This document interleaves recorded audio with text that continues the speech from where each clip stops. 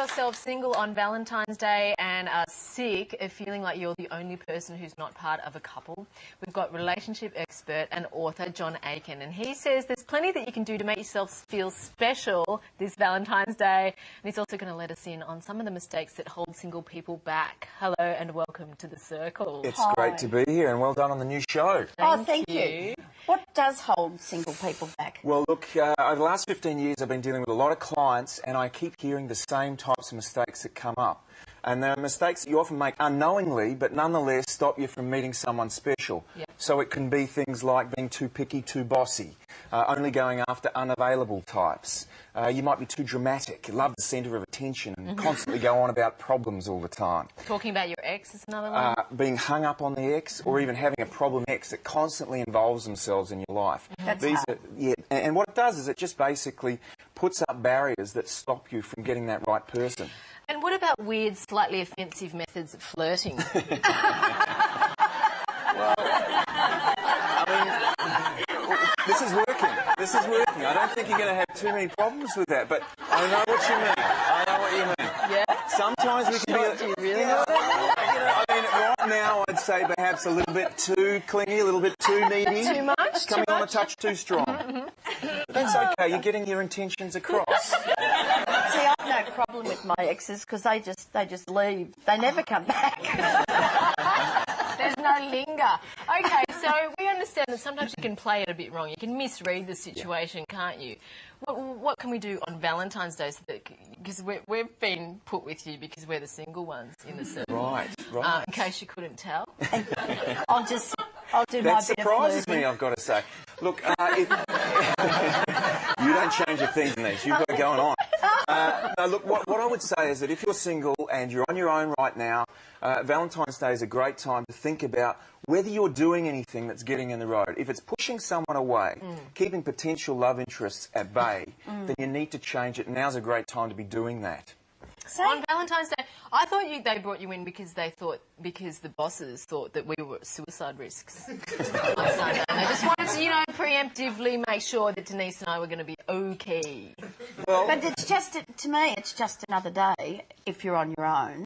But that's because I'm older. But I can imagine I can go back to when I was on my own on Valentine's Day, and it is disappointing that you're not with somebody, isn't it? Yeah, I mean, there are two types of people, I think, on Valentine's Day. There are those that are kind of, they have their eye on someone, a potential love interest, and so they're thinking about, should I act or should I just keep it to myself? I say to those people, jump, go for it.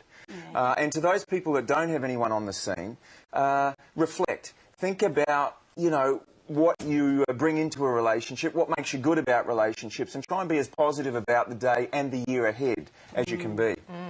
You've got a book called Accidentally Single. What does that mean, being accidentally single? Is that what happened to us? Well, no. Well, I don't know. Maybe we need a longer session here on the couch.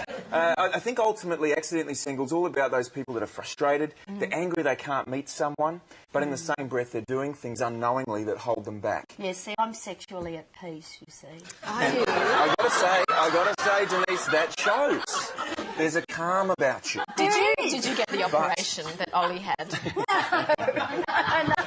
I think you just get to a stage in your life where you are happy to be on your own. Yeah. And I think I've reached that, but it's not an easy stage to get to.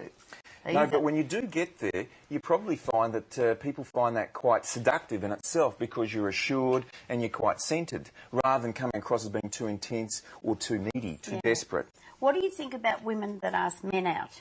I love it. I think it's a great idea, because, I have people telling me that they've got certain rules that they follow, that, they can't get back to people within a certain amount of time, and I just think, if you have an interest in someone, you do need to go after them, because, it's competitive out there. And you've got to eliminate the good, the bad, to try and get to the one that's right for you. I've got a tip for the girls at home. Just hang out at the airport and get the ones fresh off the boat. Now, quickly, we've got questions from our audience. Kylie said, I have a 5-year-old. How do I deal with being a single mum when I meet someone new?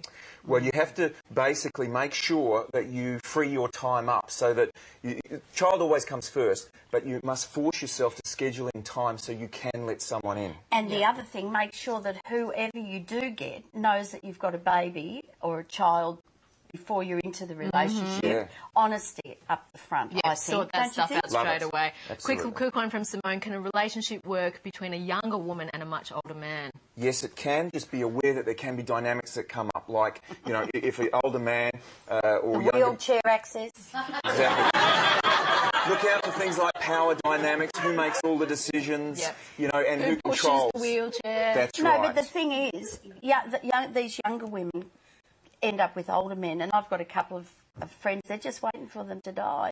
They are. Well, that's cheery on Valentine's Day. Well, they are, because when they're 40 and they're 25, it's different. But when you get up into your 60s and they're 75, and the girls are all like, bouncing around like this, and the blokes are... Hurry up and drive. Listen, we're sending a male model, Reese Orlick, on a mission to share some Valentine's Day love and see how many ladies in Sydney he can kiss later on. And if you've got a bit of lippy on the collar from a sneaky kiss, you can wipe it off with the ShamWow.